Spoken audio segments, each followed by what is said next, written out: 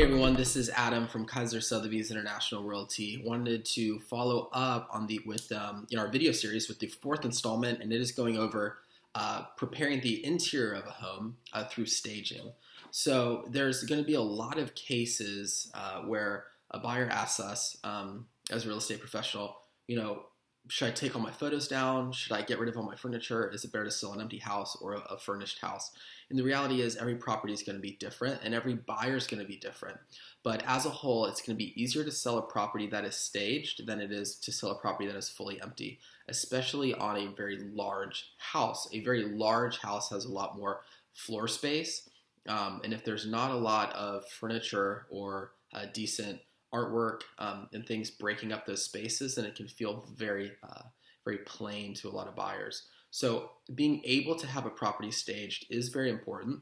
It also allows you to showcase to a buyer how a property is able to be set up to be functional and to be enjoyable as a living space. Now, when it comes to staging can be very personal on a lot of different things. So number one, making sure that the furniture matches the style of the property. If you have an ultra modern, contemporary style home, but you have very traditional furniture, sometimes that can clash because the buyers that are being attracted to those contemporary homes are wanting a more modern, sleek, minimalistic look in terms of outfitting the interior.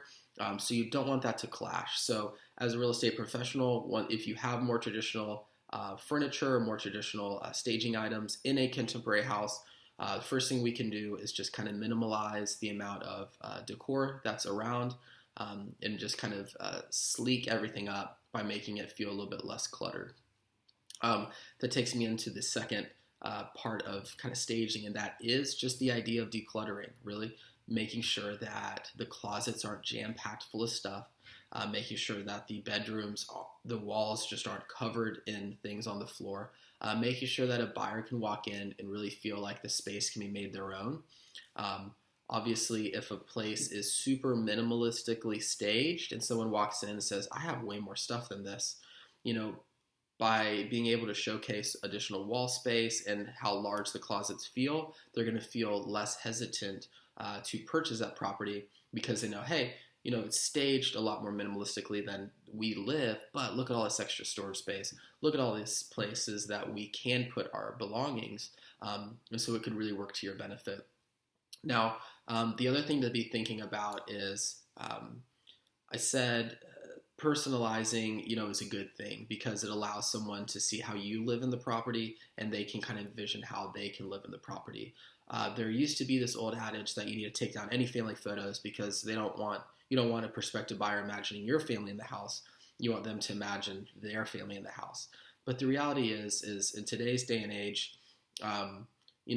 unless you have like huge murals of your family or you have, a lot of maybe really personal statues or things like that around the property, the reality is you can keep your personalized touches throughout it. It adds authenticity to the property and adds a lot of warmth in a lot of cases and adds some value to that buyer. They know that, hey, this person has 3 kids and they're making this property work for them. I have 2 kids. I'm sure it'll work for us.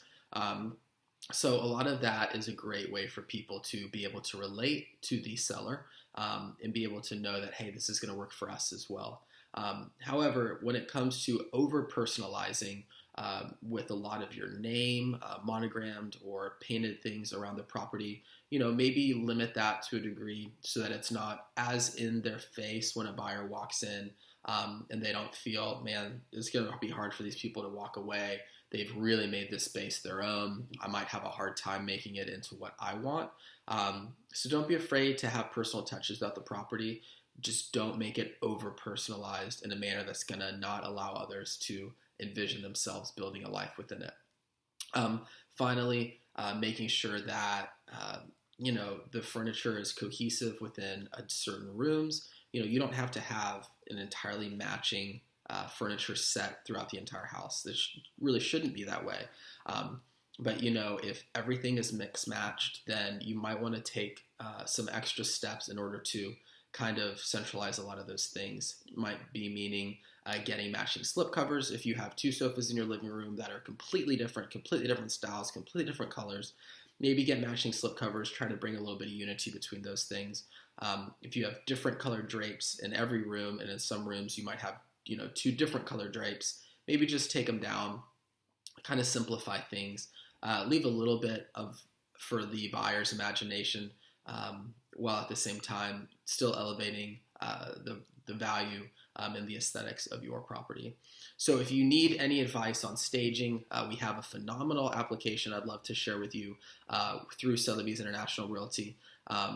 Would love to send you a link to that app, or if you really just have any questions about staging in general, or want me to come over and check out what you have going on at your house and be able to offer a little bit of in-person advice like that, I encourage you to email me at adam@kaisersir.com or call me at area code 817-913-1873. I would love to assist in any way that you can. And let's make your real estate dreams a reality in 2019 by getting your property on market and sold as quickly as possible, and you in that new dream property you've always wanted. Thanks so much. Have a great day. Bye.